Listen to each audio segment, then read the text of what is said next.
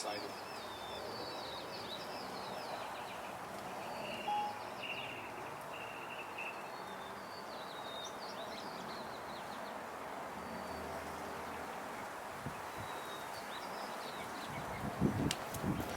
All right, we are back in the shop. It's what is it? Day 2, day 3 of quarantine? Maybe half a week, I'm not sure. But yeah, it's fine because you know what? I'm staying busy, I'm staying productive, doing some cleaning, doing some organizing. Have my little setup over here kind of cleaned up. I have all my materials for substrates and stuff over here. Cleaned up the pots a little bit, made it look a little bit nicer. You know, little things like that here and there. But for the most part, today we're going to be doing a repot. We have a nice little cork jade over here. So yeah, finally, I've been looking for a cork bark jade for a long, long time. So I finally came across one and I had to have it. And I got it for a pretty good price too. It says 70 right there, but I got it for a much better price. You know, you always have to haggle a little bit, so that's pretty good. So I'm really glad. So we're gonna do a repot and maybe a little bit of a trim. And if we do trim, we're gonna do some cuttings because these guys are crazy easy to propagate. Literally, a monkey can do it. So yeah, all right, let's see what kind of roots this guy has. Because depending on that, it's gonna decide whether I put it in a bonsai pot or another nursery pot, or we'll see. We'll see where it goes from there. But you know, these guys can pretty much grow in any kind of condition. These things are pretty freaking bulletproof. So if I really want to put it in a bonsai pot, I can if I want to. It just depends if I want to make it grow faster or develop the trunk, because it's starting to cork, but not that much. You see a little bit of corking going on, but I think after this year, it's gonna get way farther. So I'm excited. I'm super stoked to see what this guy has to offer. But yeah, let's get this one done. Let's start. All right, stay tuned.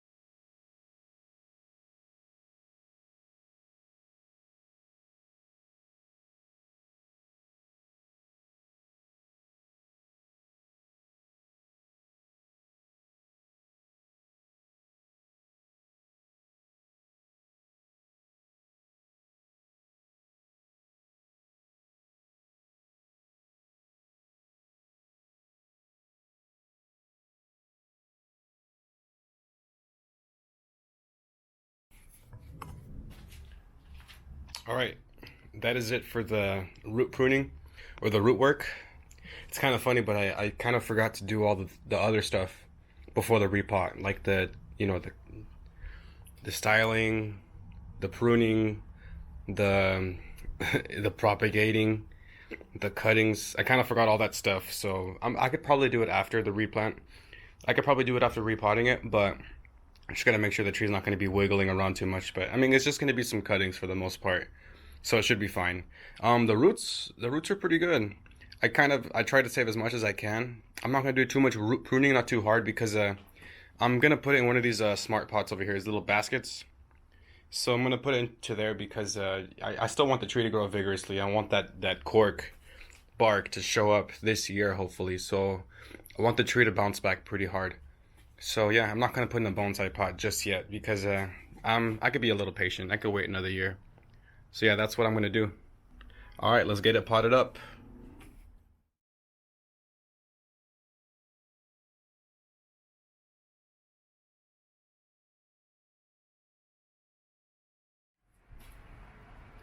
All right, guys, done. And yeah, it's gonna be do nice. It's gonna do nice in this little smart pot. In my opinion, it's gonna grow pretty vigorously. Yeah, here's a close up on the trunk. Hopefully you guys can see that.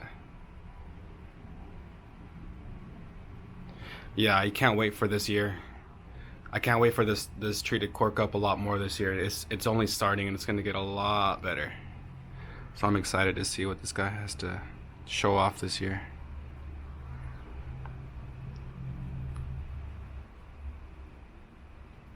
All right. Oh, actually, I could see some corking in here too. I didn't even realize there was corking in the middle of the tree. There you go. Did you look at that?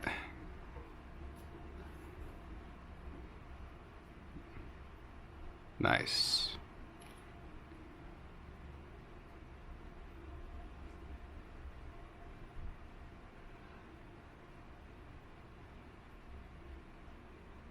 Cool. Well, all right, let's get some cuttings done because I really want to multiply this guy.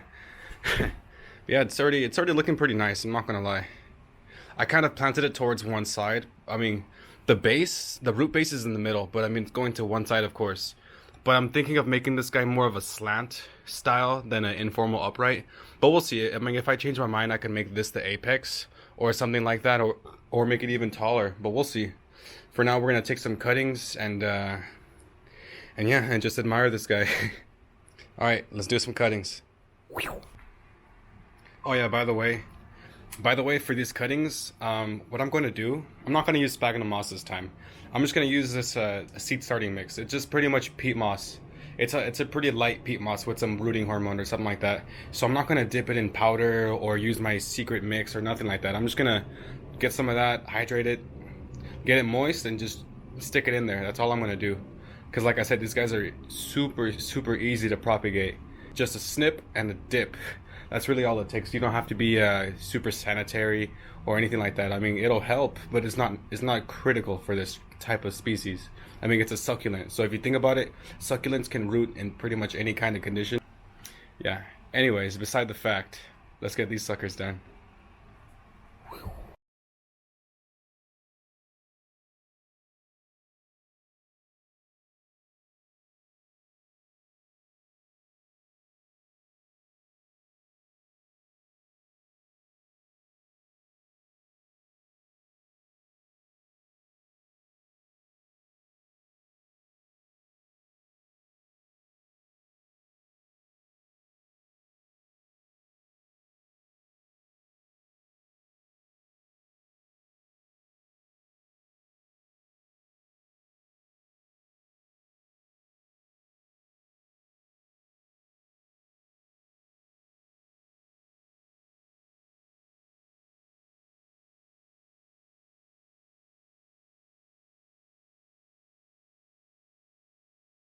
All right, we are done. Yeah, this is what it looks like, guys. Not too bad, not too dramatic of a difference. I just changed the pot and did some pruning. I did do some work on the cuttings though. Yep, I did put a little bit of work in on the cuttings. So let me explain what I did. So pretty much whatever I was pruning back to shape it, I would cut it, and then if there was any stems in there, I would pretty much cut the bottom leaves off and just try to put as much stem as I can into the soil, and then just leave maybe four leaves on top. And even the short stubbier ones, I was able to put them. If they were just a little piece, snip it, and then the two leaves on top, and see if that works too. But I got to the point where I was making so many cuttings that I was doing different kinds of experiments because I know succulents. You get any petal, right? You get this petal right here, and you snip it in half like that. Those two halves you can stick into the soil, and they will root from the bottom of them. So at the point, it came to the point where I had just a whole boatload of cuttings, and what I was just doing is I was just cutting them all in half and throwing them into this bin, and then I was just gonna sprinkle a little bit of dirt on top, and yeah, call it a day. That's really all it takes for these guys to root, to be honest. So I was doing all kinds of different experiments, but I probably have enough to make maybe 40, 50, maybe even 60 new trees with this. So yeah, we'll see how that goes. And the best part, it doesn't cost you anything. It just costs a little bit of time, a little bit of effort, a little bit of love. But if you have a green thumb, it'll work. So that's the beauty of it. So I know I sound a little crazy, but I'm just trying to say what I'm trying to say is that I don't like to waste my things, especially if I know that they could propagate so easily. Why would you just throw them away? Why not just put a little bit of time out of your day to make something out of it and to multiply what you have? So that's my logic behind it. Instead of wasting things, because I don't like wasting too much, just make the best out of it and turn it into more beautiful art. See, that's the way I see it. So yeah, here's a close up on the trunk. Look at that. You guys see that? And here's a close up of the middle part.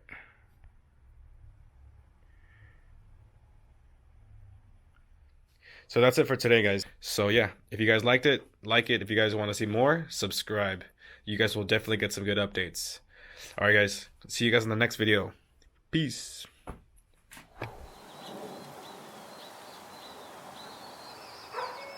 Excited.